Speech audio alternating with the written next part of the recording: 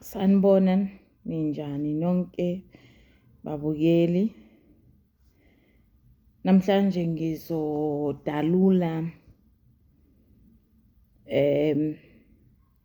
ngokuthi ngawudayisa kanjani umshado wami. Umshado wami into engekho. Ukhona ngenxa yokuthi umyeni wami yena kwelakhe side akawudayisanga. Ukhona noma ngisho ngithi sisahlala sonke, sisaphila sonke nomyeni wami, kodwa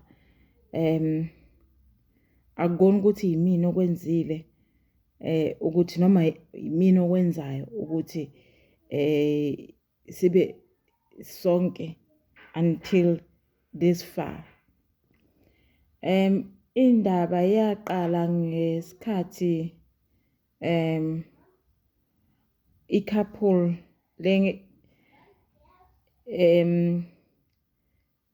ngithi sasibhilivela kuyona, noma ngithi ngangibhilivela kuyona. Inkinga isuka lapha ekutheni mina angiliqokelelanga ulwazi ngendaba yomshado, ukuthi umshado uyini, and angiliqokelelanga ulwazi ukuthi umuntu wesilisa uyini, futhi angizinikezanga isikhathi sokuthi ngizazi mina ukuthi ngingubani mina, ngizazi ama-strength wami nama-weaknesses wami. Angizange ngakwenza lokho. So ngokungabi kwazi lokho kungilimaze kakhulu. Inkinga futhi mina le couple engangiya kuyona ngiyodayisa khona umendo wami, umshado wami, ukuthi ngangingazi ukuthi khona into abanayo, khona into abangayithandi, noma kukhona izinto abangazithandi kumyeni wami. Ngenxa yokuthi anginaki izinto, ngenxa yokuthi ma ngibona into mhlawumbe kumuntu engikholelwa kuyena, engazi ukuthi iyatsheka, khona into engazi ukuthi iphuma endleleni, ngivesana ngibe nokwesaba, ngibone sengathi ngiyona kuNkulunkulu, ngibone sengathi ngiyaphazamisa, ngibone sengathi sokuyisono ukuthi ngiyisole into ayenzayo. So bengikholelwa yonke into ayishoyo ngithi i-right, noma ngithi i-couple le yonke into abayishoyo ngithi i-right. So ngelinye ilanga kule couple unkosikazi wathi mina ngingezwa nganoma ubani, ngingalaleli noma ubani okhulumayo. Who hit you? So ngokubezwa ke mabe esho kanjalo ukuthi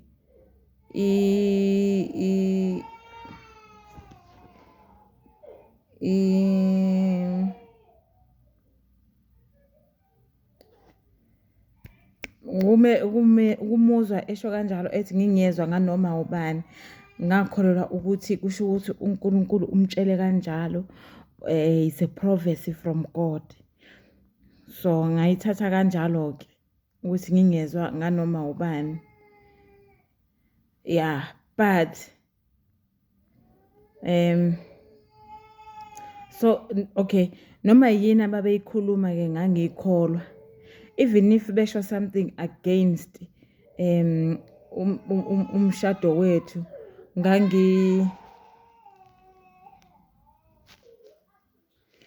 and inkinga yami futhi angiyitadishi into ukuthi indaba esho kanjalo, noma ngibuze at least. So azange ngibuze ukuthi why esho kanjalo, ukuthi ngingamameli noma ubani okhulumayo, noma ubani ke. So kwenzeka ke ukuthi ngelinye ilanga besigijima nje nomyeni wami nje, sithi nje asilula umzimba nje. So semasilula ke umzimba nje sadibana ne-couple lena masidibana nale couple yami unkosikazi wasola waseyasola unkosikazi uyena otheni ongibizile kumina wathini ngingamameli noma ubani so mase sigijima ngalena asole ukuthi kanti wayesigijima ebusuku sonke bekungekho kakhulu ebusuku. I think it was around 7 p.m. So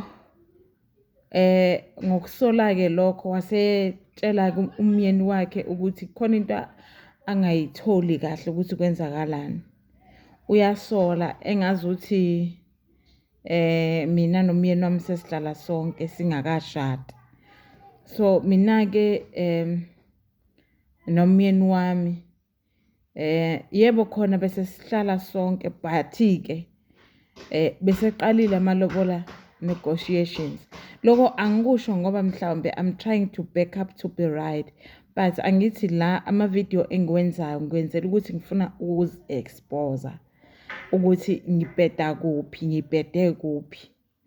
So ngokusho ke lokho ke umyeni wakhe weza uma ezokhuluma ke nathi wasesho ukuthi into esiyenzile sesiphazamisile. Wasesho directing to me wakhuluma nathi angithi sobabili umyeni wakhe kodwa yena wayengekho unkosikazi and then umyeni wasesho ukuthi into esiyenzile ayikho right ayilunganga ukuthi siyenzeleni to cut the story short ke samchazela ke and then wasethi ke umyeni lapho mina engaduka khona wasethi sibobuza unkosikazi wakhe izinto masingazazi masinga-understand sibobuza ukuthi kwenziwa kanjani ini nani. So inkinga yami ke uma esho kanjalo ukuthi sibobuza ne mina inkinga yami futhi angifuni ukuba senkingeni angifuni ukuba wrong angifuni ukuthi kuthiwe ngi-wrong ngisuke ngifisa ukuthi engathi ngayilungisa lento ibe sengathi ayenzekanga kodwa iyenzekile ngifisa sengathi inkinga esengiyenzile engazuthi ngingaguqula izinto kube sengathi akwenzekanga lutho. So manje ke so ngenxa yokuzizwa ngifila ngaleyo ndlela ngase ngiyavuka ke ngakusasa then ngase ngiya kunkosikazi mangiya kunkosikazi ke ekhanda lami kucela ukuthi umyeni wami uyena suggest ukuthi sihlale sonke and izinto eziningi zigcwele ekhanda lami kahle kahle ngifuna ukuyokhuluma ngokuthi umyeni wami owayenza ukuthi umyeni wami wayenza ukuthi the way engangikhuluma ngakhona ngaye kwakungazi ukuthi umuntu mhlawumbe wayengiphoqa ukwenza izinto kodwa sasivumelana. So yilapho ke engithithizeka kakhulu empilweni yami engithithiza kakhulu empilweni yami ukuthi umuntu if eyisola into yami angihlali phansi ngiyibheke into yami ukuthi iyini lento umuntu ayisolayo. So manje ngaqhubeka mangimtshela ke unkosikazi wasethi kumina kungcono ningabe nisahlala nonke ufike umtshele wena ukuthi ngcono ningabe nisahlala nonke move out and useqalile ilobola negotiations khumbula and sesiplanile into eyiningi ukuthi okay masiqeda ukwenza kanje siyenza kanje masiqeda ukwenza kanje siyenza kanje. So wasesho nonkosikazi ukuthi okay and iproblem nihlala nonke and ngesinye isikhathi niye nisetshenziswe ukuthi nenze ama-services elokhu njena enkonzweni, kodwa anisho kumuntu onicelayo or okucelayo ukuthi ama-service enkonzweni ungawayenzi, because musu njalo sokuphazamisa inkonzo. So ngokusho kanjalo-ke kwase kuma ukuthi sisebenze enkonzweni. And then manje-ke inkinga-ke angithi manje mina le couple ngangingazi ukuthi banento ngomyeni wami, and nami ngapha ngiliphiqiphiqi angiyisho into. And then asho futhi umyeni wami before ngiya athi masihambe sonke. Angithi manje le couple umyeni bekhona ezokhuza ukuthi into esiyenzile ayikho right. So umyeni masekhuzile and esikhuza sobabili soku-right, wena manje usukhetha ukuhamba uyi-one. Hayi ngala nje ngangavuma ngaya elokho nje ngaqhubeka ngaya kunkosikazi. Angimchazele umyeni wami ukuthi okay, ukuya kwami ngoba kade ngisho kwamanye amavidiyo ukuthi inkinga yami nginamanga, into yami yonke ngiyakha phezu kwamanga. So kwakungamanga kunkosikazi engangikusho, ngoba kube kwakuyiqiniso ngangizohamba naye umyeni wami ukuthi okay asihambe sobabili. And futhi sasingasekho isidingo ngoba sesikhuziwe ngumyeni, so sasingasekho isidingo sokuthi ngiye kunkosikazi, because mase kudiscussiwe even if angithi ecouple umuntu oyi-one uzochazela lo omunye ukuthi kwenzakaleni, futhi eyi-head of the family is fine. Konke lokho angizange ngakusitadisha. Sekufika manje ngoba sengibona ukuthi lezi zinto ziyangilimaza ngaphakathi kwami, angiphili kahle, angizidalule kubantu. So yaqhubeka ke indaba yami ukuthi njalo ngihleze ngimhleba umyeni wami, ngimenza umuntu omubi engekho mubi, kanti sengithenge umoya noma umqondo wabo okungamthandisisi noma ukungam-understand umyeni wami kubona. So manje kule couple ke siqhubeka isikhathi ngelinye ilanga noma ngithi ngesinye isikhathi kwaba khona ukuthi sokukhona unkosikazi ofuneke asijoyine, kwaba khona umuntu wesifazane asijoyine. So into yethu isigcina ibizwa noma ibukeka njengesithembu. So ma esekhona-ke kwenzeke ukuthi sibe babili nonkosikazi wale couple. Masiba babili angibuza athi kuphatha kanjani-ke wena leyo nto, ukuthi sokukhona omunye unkosikazi. Ngisho khona ngithi sengayamukela kodwa kubuhlungu. Manje angithi unento, and ezinto ebuhlungu ngami ukuthi isikhathi siyahamba and angibone ukuthi njalo bahlezi be-interested ukubuza, and babuza mina njalo bangilinda ngibe yi-one, babuze mina, abasibuzi sisobabili. If babuza sisobabili, they will make sure ukuthi if umyeni wami ebaphendulile ebanikeza impendulo mhlawumbe kade bengayilindele, beyitshela ukuthi bayamnyathela, if umyeni wami ephendula to stand his ground, they will make sure ukuthi khona into abayijikijelayo.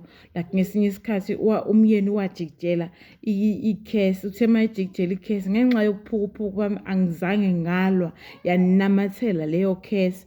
Mina namathela leyo khesi yangilimaza leyo khesi, yavele yadibana nokuthi ngiyileyo nto ebhedayo. So leyo khesi wathi umyeni indaba yelokho njani yesithembu yasehlula thina, akuyona into e-right esho sasibathathu, akuyona into e-right, angiyijabuleli ukuthi nibathathu. Wasesho wathi yena ikhesi yasithi if unkosikazi wakho naye mangeza nomyeni ungathini. Okay, uxolo babukeli, khona le okay, bengingakayiqedi le ukuthi okay, unkosikazi uma sengibuzile ukuthi ingiphatha kanjani le ndaba yesithembu, mase ngimphendulile ngiyambona ukuthi akagculisekile ngempendulo engimnikeze yona. Yena-ke wasethi kuzofuneka sidibane sikhulume ngayo le ndaba, sokuyiyena manje oyiphethe, and angimboni ukuthi sokuyiyena oyiphethe. Ngithi uyangisiza ile nkinga yami, ngithi uyangisiza, sokuyiyena okuyena oyiphethe, asuggeste and then mase suggestile ke asho futhi nanokuthi mina kufuneka ngimtshele umakoti omncane ukuthi hayi ngizwa nje lento engasayifuni indaba yesithembu, indaba ukuthi sibe bathathu, so ngcono uhambe. Angitshele kanjalo kunkosikazi waleyo couple.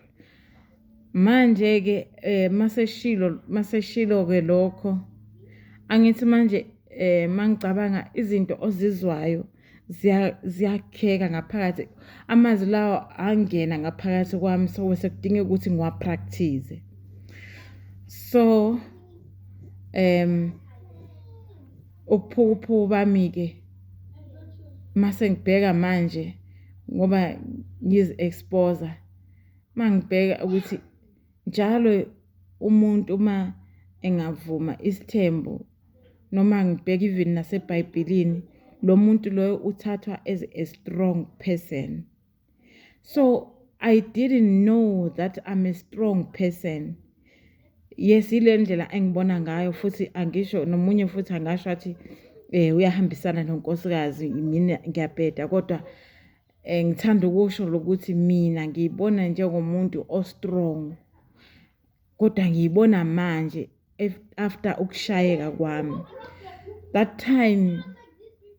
time ngayizwa i-point e-good, ngayizwa i-tip e-good ukuthi angimtshele ahambe. Little did I know ukuthi mangenza kanjalo ngiyilimaza mina, because sengivumile ukuthi ahlale.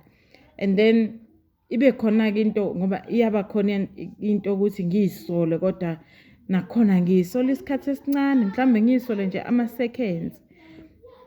Ngiyisole-ke mase ngi-1 ngimfonele-ke unkosikazi ngimtshela ukuthi hayi asingabe sisahlangana-ke la kade sithi sivumelene ukuthi sihlangane khona sikhulume ngale ndaba yesithembu. And futhi mina ngicabanga ukuthi angiyeke le relationship, about 2 years ikhona, angikwazi ukuthi ngiyibhidlize.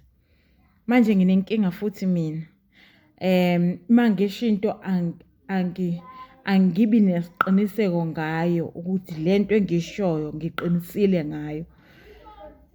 So ngizwe i-expression yakhe ukuthi akayithandi lento engishoyo. As okay, it's fine if you sasikhuluma efonini, if you feel ukuthi it's okay, it's okay ke.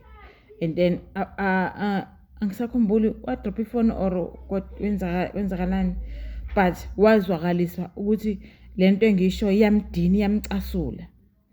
So I felt guilty about that also. Ngazizwa sengiphazamisile ukuthi sengimtshele lokho unkosikazi, and she sounds not happy about what I have just told him. And then kube khona-ke isikhathi kufike umuntu lokhunjana angibeke ngokuthi wayithunywe uNkulunkulu, wafika washo wathi abantu bayakuphathisa upoison, bakuphathisa upoison ukuthi ufake emshadweni wakho. And then because mina nginenkinga yokuzwa, and futhi ngithi manginenkinga yokuzwa ngigcina ngami, angiyi kumuntu loyo oshoyo into angiphathele yona ukuthi uchaza ukuthini uma uthi. That's why ngisho ngithi nakunkosikazi wathi maseqeda ukuthi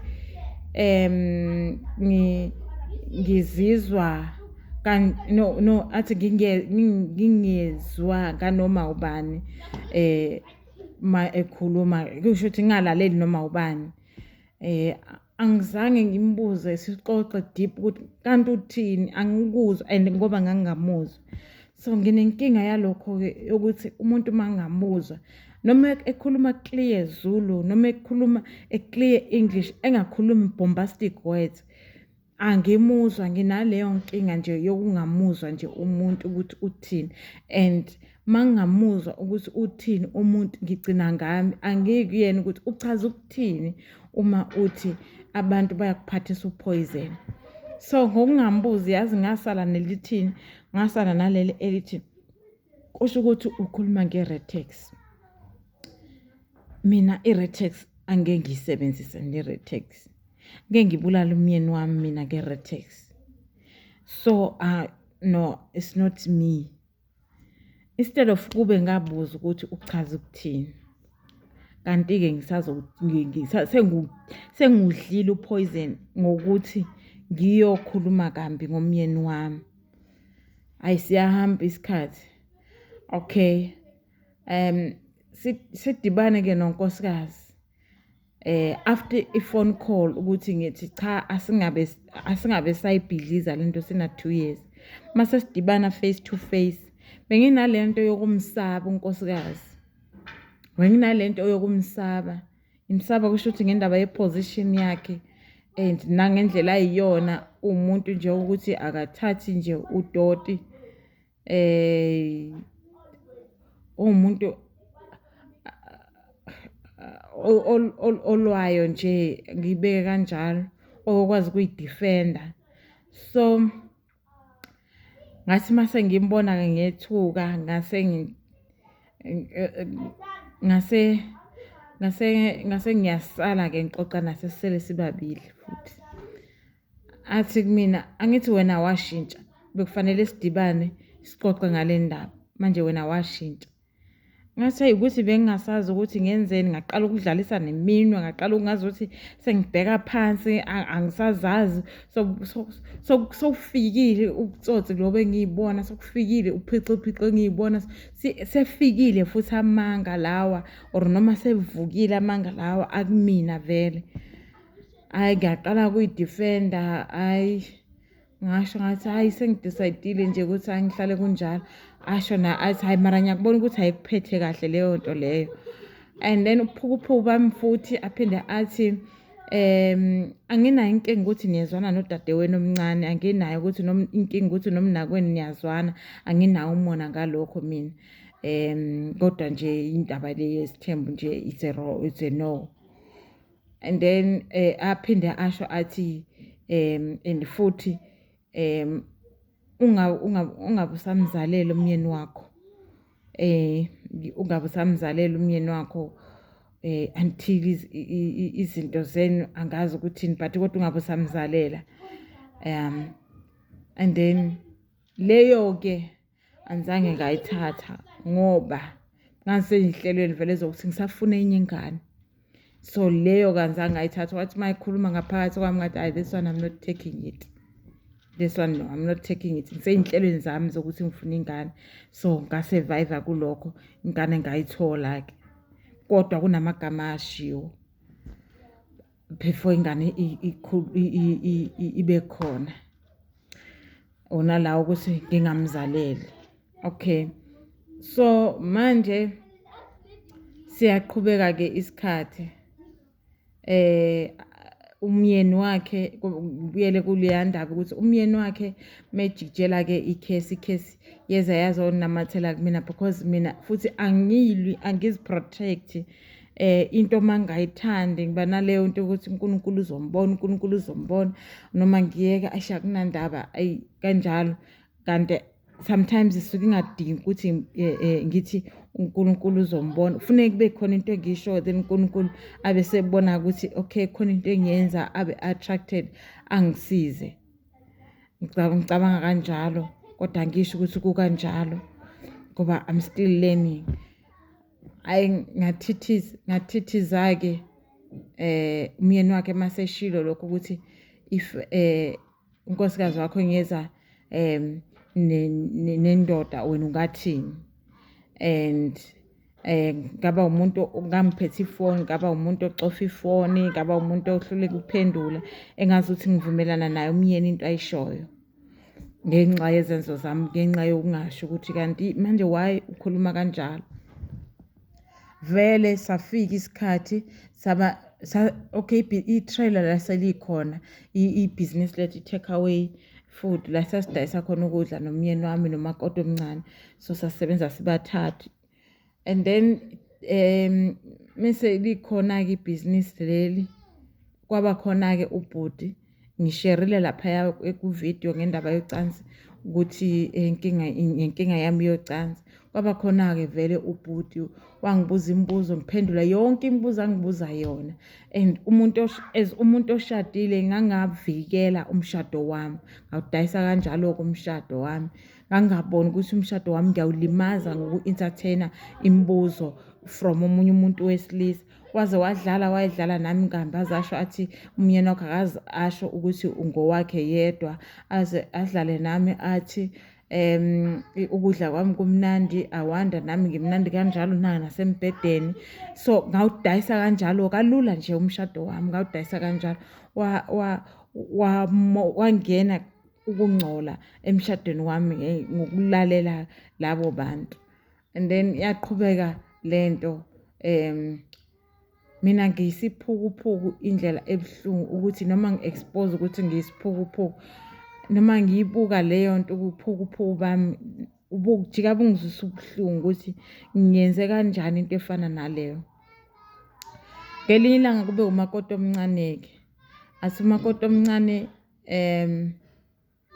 besixoxa, athi umakoti omncane wena inkinga warojwa, ukuthi awubonanga ukuthi warojwa kodwa wena inkinga warojwa.